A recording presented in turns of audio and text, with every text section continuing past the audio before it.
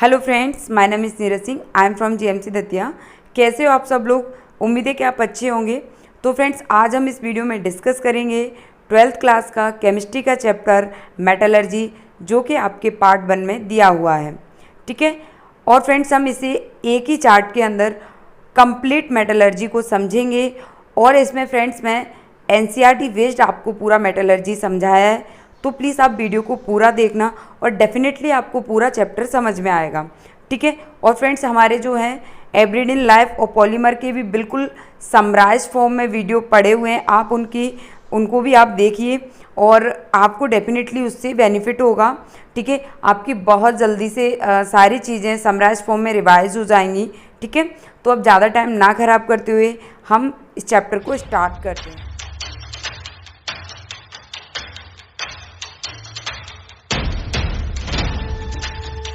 अब हम मेटलर्जी की डेफिनेशन देखने से पहले हम समझेंगे मिनरल्स क्या होते हैं। ठीक है। तो देखो फ्रेंड्स, हमारी अर्थ क्रस्ट में प्राकृतिक रूप से जो भी केमिकल सब्सटेंस पाए जाते हैं उन सबको हम क्या कहते हैं? मिनरल कहते हैं। ओके। अब आते हैं और क्या होते हैं, यानी अयस्क क्या होते हैं। तो फ्रेंड्स, वह मिनरल जिनसे किसी पर्टिकुलर मेटल को हम आइसोलेटेड कर सकते हैं वह उस मेटल का अयस्क कहलाता है, यानी और कहलाता है। ठीक है। अब आते हैं गैंग क्या होता है। तो फ्रेंड्स, चाहे कोई भी अयस्क को उसके अंदर उस मेटल के अलावा अदर सब्सटेंस भी होते हैं जो इम्प्योरिटीज़ के रूप में, यानी अशुद्धियों के रूप में प्रेजेंट होते हैं, तो उन अशुद्धियों को ही हम क्या कहते हैं? गैंग कहते हैं। ठीक है। अब फ्रेंड्स, यदि इस और के अंदर अशुद्धियाँ प्रेजेंट हैं तो इसको हमें क्या करना पड़ेगा? सेपरेट करना पड़ेगा। तो फ्रेंड, वो जिस रूप में सेपरेट होती हैं उसे हम क्या कहते हैं? स्लैग कहते हैं, यानी धातु मल कहते हैं। फ्रेंड्स, अब हम मेटलर्जी की डेफिनेशन देखते हैं। तो देखो, किसी अयस्क यानी और से किसी मेटल को प्राप्त करना by different scientific and technology का यूज करते हुए क्या कहलाता है? मेटलर्जी कहलाता है। ओके। अब फ्रेंड्स, हम देखेंगे कि टाइप्स ऑफ मेटलर्जी। तो देखो, किसी मेटल को प्राप्त करने के लिए, ऑब्टेन करने के लिए जो भी प्रोसेस हम अपना रहे हैं या यूज कर रहे हैं, उसके आधार पर हमने जो है मेटलर्जी के टाइप क्लासीफाई किए हैं। तो सबसे पहले आता है क्या? पायरोमेटलर्जी। क्या आता है? पायरोमेटलर्जी। यानी हम इसमें क्या करते हैं फ्रेंड्स? टेम्परेचर इन्वॉल्व होता है किसी भी मेटल को उसके और से प्राप्त करने के लिए। ठीक है। आता है हाइड्रोमेटलर्जी। तो फ्रेंड्स, इसके अंदर क्या है? वाटर का सॉल्यूशन होता है, यानी एक सॉल्यूशन होता है। ठीक है। इलेक्ट्रोमेटलर्जी, यानी फ्रेंड्स इसमें इलेक्ट्रिसिटी हम पास करते हैं और फिर हम उस जो मेटल है उसको आइसोलेटेड करते हैं। ठीक है। अब देखो, पायरोमेटलर्जी के लिए कौन कौन सी ऐसी मेटल हैं जिनका जो आइसोलेशन है वो पायरोमेटलर्जी द्वारा किया जाता है। तो फ्रेंड्स देखो, आयरन, जिंक, कोबाल्ट और मरकरी, जो भी हैवी मेटल्स रहती हैं उनका आइसोलेशन पायरोमेटलर्जी से करते हैं। ठीक है। फिर आता है फ्रेंड्स हाइड्रोमेटलर्जी। तो आपने फ्रेंड्स इलेक्ट्रोकेमिकल सीरीज पढ़ी होगी इलेक्ट्रोकेमिस्ट्री के अंदर, ये भी 12th क्लास का केमिस्ट्री का चैप्टर है, कि हम उसमें क्या बोलते हैं कि हाइड्रोजन के जो नीचे जो मेटल हैं वो हाइड्रोजन के द्वारा क्या होती है? रिप्लेस हो जाती हैं। ठीक है। तो जैसे कि कॉपर, Ag और Au। ठीक है। इन्हें कोइनस मेटल भी बोलते हैं। और फ्रेंड्स, ये जो है हाइड्रोजन से नीचे प्रेजेंट होती हैं। ठीक है। तो हाइड्रोजन इनको किसी भी सब्सटेंस से क्या कर देता है? उसको रिमूव कर देता है। ठीक है। मतलब रिप्लेस कर देता है, ऐसा बोल सकते हैं। अब आता है इलेक्ट्रोमेटलर्जी के, इलेक्ट्रिसिटी इन्वॉल्व। ये किसके आइसोलेशन में? फ्रेंड्स, ये फर्स्ट है, सेकंड है एंड एल्यूमिनियम। तो फ्रेंड्स, जब हम इलेक्ट्रोमेटलर्जी के अंदर एल्यूमिनियम आइसोलेटेड करेंगे तो फ्रेंड्स यहाँ पे हम एक प्रोसेस पढ़ेंगे एल्यूमिनियम के लिए, हॉल हेरोल्ड मेथड। ओके। तो हम सारी चीज़ें अभी आगे डिस्कस करेंगे, आप वीडियो को पूरा देखना। तो फ्रेंड्स, अब देखो, मैंने आपको और बताए थे। तो देखो, ये डिफरेंट मेटल के अयस्क दिए हैं हमारे, एल्यूमिनियम, आयरन, कॉपर और जिंक। फ्रेंड्स, मैंने ये वही अयस्क लिए हैं यहाँ पे जो आपको याद रखने हैं, क्योंकि एनसीईआरटी के अंदर दिए हैं। और फ्रेंड्स, कुछ नहीं है, देखो यहाँ से यदि क्वेश्चन आता है तो बिल्कुल एकदम रटा हुआ क्वेश्चन आता है। यदि आपको मान लो हेमेटाइट पूछा, तो फ्रेंड्स आपको हेमेटाइट का यदि फॉर्मूला पता होगा और पूछता है ये किसका अयस्क है, आपको पता हो कि ये आयरन का अयस्क है, तभी तो आप टिक कर पाओगे। तो फ्रेंड्स, ये आपको सारे क्या हैं? लर्न करनी है। ओके, तो मैं ये आपको ये नहीं बता रही, आप एनसीईआरटी में देख लेना, मैंने यहाँ से जो है यहाँ पे ये लिख दिए हैं और इसका जो पीडीएफ है मैं टेलीग्राम चैनल पर अपलोड कर दूंगी और लिंक मैंने डिस्क्रिप्शन में दे रखा है फ्रेंड्स, आप वहाँ से डाउनलोड करके इसका जो है एक चार्ट के रूप में आप प्रिंट भी निकलवा सकते हो। ठीक है फ्रेंड्स, आपको पूरा मेटलर्जी जो है एक ही चार्ट पर आपको क्लियर हो जाएगा। ओके, तो देखो अब बात आती है फ्रेंड्स क्या कि हमें क्या करना है। जैसे कि हमारे पास कोई अयस्क है, क्या है, मैं एक एग्जांपल लेती हूँ सबसे पहले आपको मेटलर्जी का एक बेस समझाने के लिए। ओके, तो जैसे कि मान लो मैंने एक लिया एल्यूमिनियम का अयस्क बॉक्साइट, क्या लिया, बॉक्साइट। ठीक है, अब फ्रेंड्स मैं क्या कर रही हूँ कि मुझे इस अयस्क से मुझे एल्यूमिनियम को क्या करना है, आइसोलेट करना है। ठीक है, तो अब फ्रेंड्स देखो, किसी अयस्क से उस मेटल को प्राप्त करने के लिए कुछ स्टेप होती हैं। तो फ्रेंड्स हम मेजरली इसमें जो है 3 स्टेप को डिस्कस करेंगे। ठीक है, फिर उनके अंदर हम क्या क्या प्रोसेस अपनाते हैं उस चीज़ को भी हम क्या करेंगे, डिस्कस करेंगे। ओके, तो देखो सबसे पहली बात आती है कि पहली प्रोसेस क्या होती है। पहले हम सारी प्रोसेस देखेंगे। तो फ्रेंड्स देखो, सबसे पहले यहाँ पे जो है पहला होता है कंसंट्रेशन ऑफ और, क्या होता है, कंसंट्रेशन ऑफ आयस और। ठीक है, आयस का क्या करना फ्रेंड्स, कंसंट्रेशन करना, इसको ड्रेसिंग भी कहते हैं, इसको बेनिफैक्शन भी कहते हैं। ये फ्रेंड्स एनसीईआरटी के टर्म है जो आपसे एज ए क्वेश्चन पूछे जा सकते हैं और फिर आप कंफ्यूज होगे यदि आपने नहीं पढ़ा है तो। ठीक है, ये कहाँ से आ गया। तो फ्रेंड्स देखो, सबसे पहले मैंने बोला बॉक्साइट से एल्यूमिनियम प्राप्त करना है, तो हम उसको सबसे पहले क्या करेंगे, कंसनट्रेटेड करेंगे। देन फ्रेंड्स यदि वो कंसनट्रेटेड और हो गया, माने हमको कंसनट्रेटेड अयस्क प्राप्त हो गया, अब हम क्या करेंगे, उस कंसनट्रेटेड अयस्क का से क्या करेंगे, मेटल का आइसोलेशन करेंगे। तो हम कौन सी स्टेप पढ़ेंगे friends, isolation of metal from concentrated और। ठीक है, क्या पढ़ेंगे, कंसनट्रेटेड और से मेटल का आइसोलेशन। ठीक है, अब उसके बाद में फ्रेंड्स मान लो हमने मेटल भी आइसोलेटेड कर ली। अब फ्रेंड्स इससे जो हमें मेटल प्राप्त होती है वो प्योर नहीं होती है, तो इसके बाद हम इसमें देखेंगे प्यूरिफिकेशन या रिफाइनिंग ऑफ मेटल, यानी अगली स्टेप हमारी रहेगी प्यूरिफिकेशन और रिफाइनिंग ऑफ मेटल।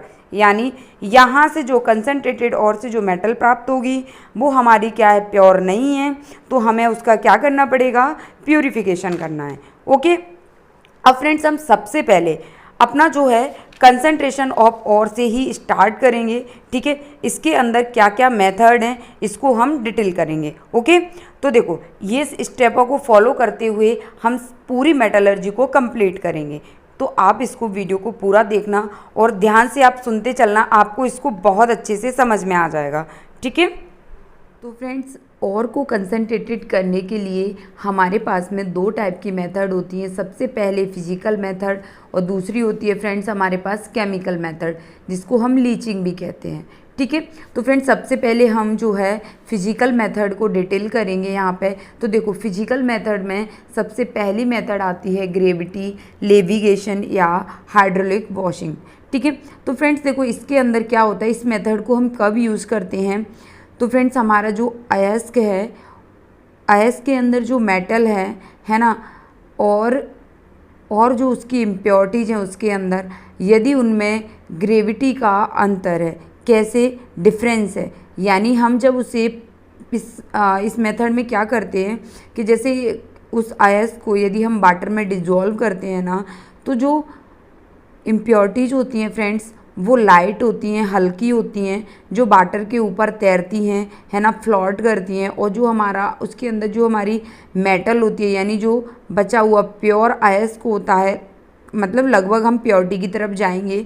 ठीक है, वो हमारा हैवी होता है और वो बॉटम में क्या है, सेटल डाउन हो जाता है। ठीक है, तो दोनों में ग्रेविटी में डिफरेंस रहा ना, क्योंकि देखो उसका वेट कम है, लाइट है, वो ऊपर फ्लोट कर रही है, जबकि वो हैवी था हमारा अयस्क, तो वो क्या था, माने उसके अंदर जो मेटल थी वो हैवी थी, तो बॉटम में चलेगी, तो ये ग्रेविटी की वजह से ही गया। ठीक है, तो हम क्या करते हैं, ऊपर से जो भी इम्प्योरिटी जो उसको हटा लेते हैं, फिर हमको जो अयस्क प्राप्त होता है वो कंसनट्रेटेड अयस्क प्राप्त हो जाता है, यानी हम उसमें से कुछ परसेंटेज में इम्प्योरिटीज़ को रिमूव कर देते हैं। ठीक है, तो ये हो गया आपका हाइड्रोलिक वॉशिंग। ठीक है फ्रेंड्स, अब अनदर मेथड है मैग्नेटिक सेपरेशन। अब फ्रेंड्स इसका हम यूज़ कब करते हैं, तो देखो यदि किसी अयस्क के अंदर ऐसी इम्प्योरिटीज़ प्रेजेंट है जो मैग्नेट की तरफ अट्रैक्ट हो सकती है, ठीक है। तो उस इम्प्योरिटीज़ को दूर करने के लिए और उस आयस को कंसंट्रेटेड करने के लिए हम मैग्नेटिक सेपरेशन मेथड यूज करते हैं।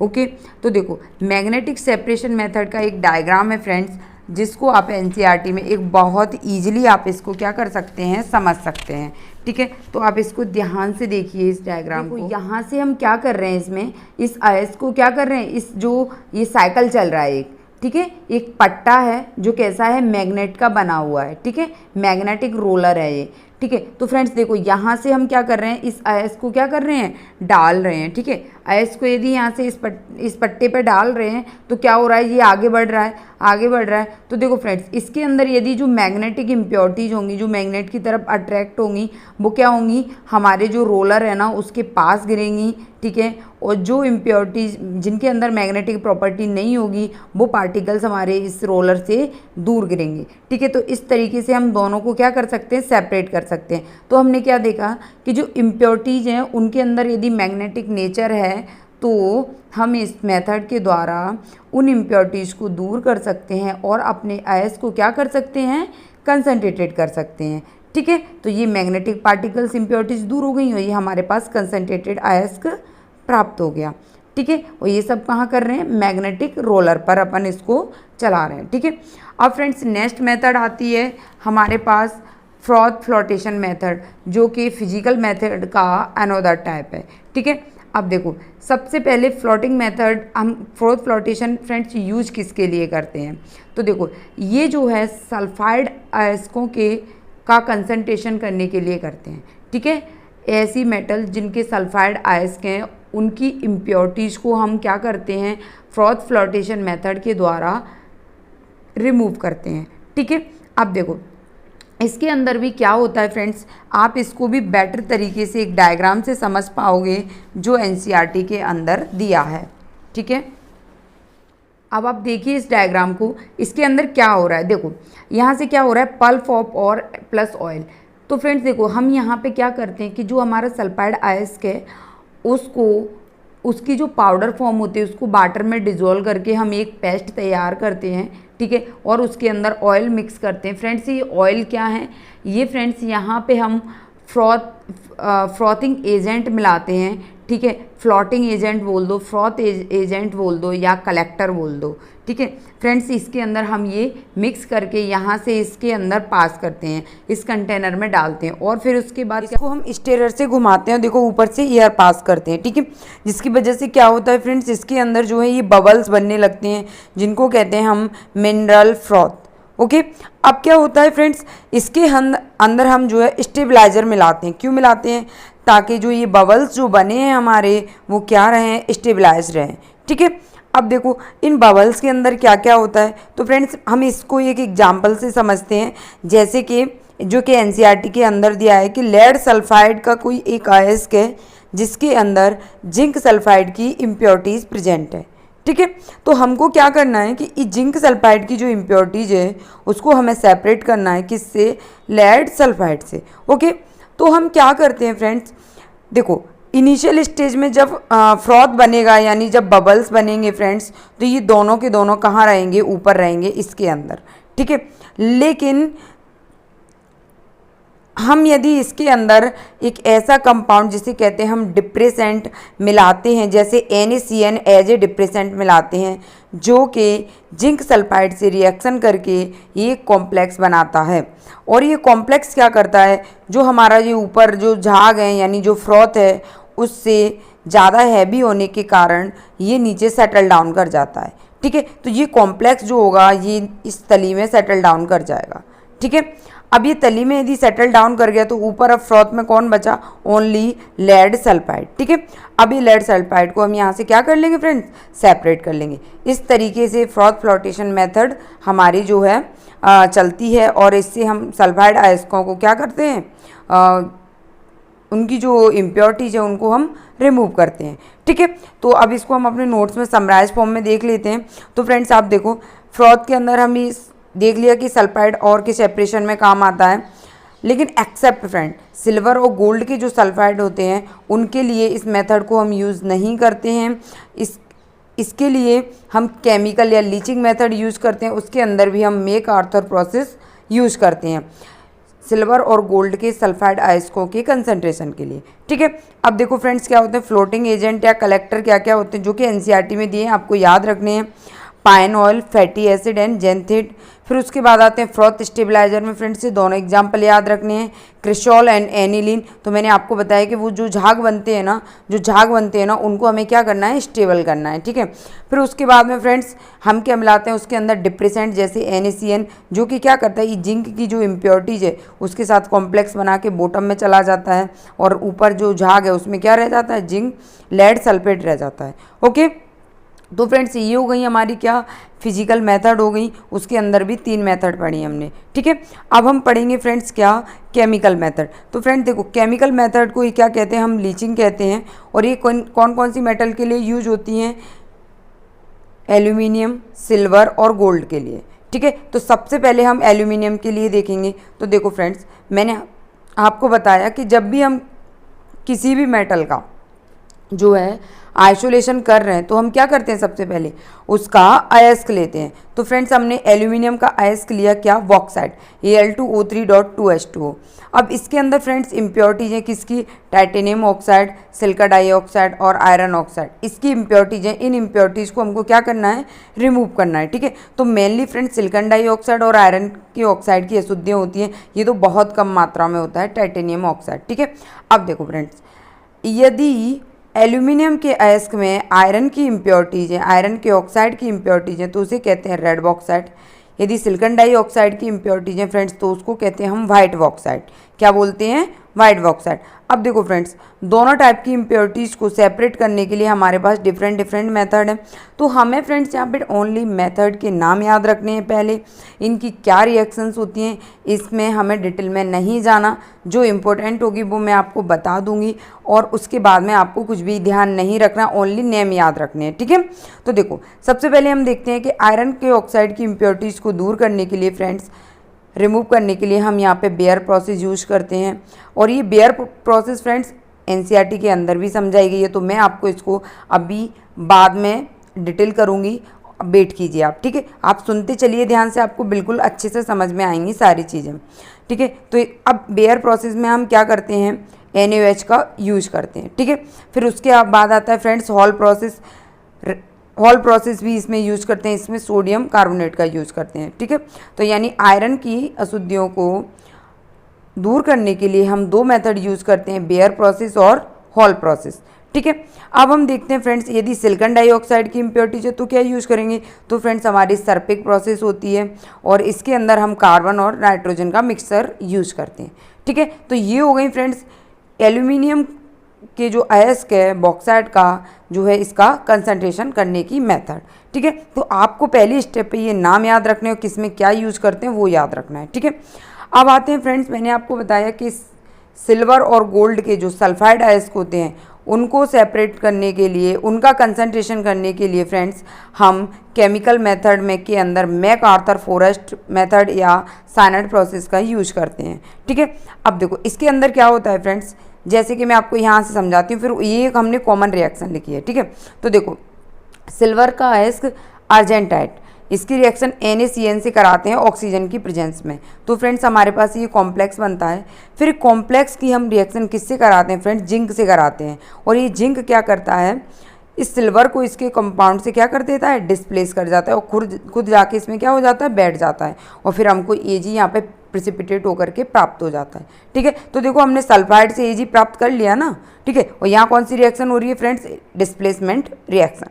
ठीक है, तो आपने ECG में पढ़ा होगा, ऊपर वाली जो मेटल होती हैं वो नीचे वाली मेटलों से, उनके ही कंपाउंड से उनको क्या कर देती हैं, रिप्लेस कर देती है। तो फ्रेंड्स इलेक्ट्रोकेमिकल सीरीज के अंदर जिंक ऊपर आता है, उससे नीचे Ag आता है, तो जिंक इसको इसके कंपाउंड से क्या कर सकता है, रिप्लेस कर सकता है।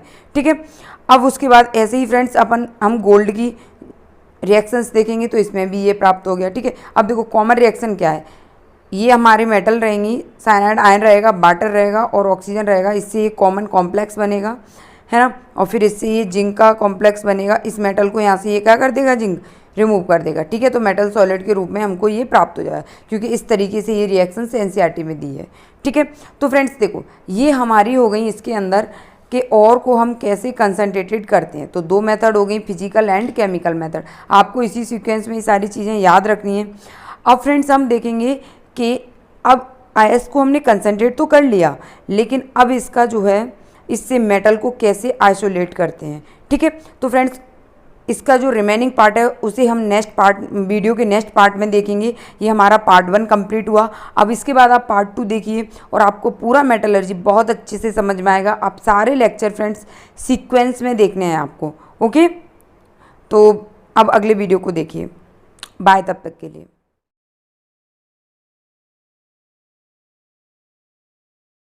फ्रेंड्स इसका जो PDF है वो मैंने टेलीग्राम पे अपलोड कर दिया है। आप लिंक डिस्क्रिप्शन में दे रखी है, आप वहाँ से इस चार्ट को पूरे को डाउनलोड कर सकते हैं।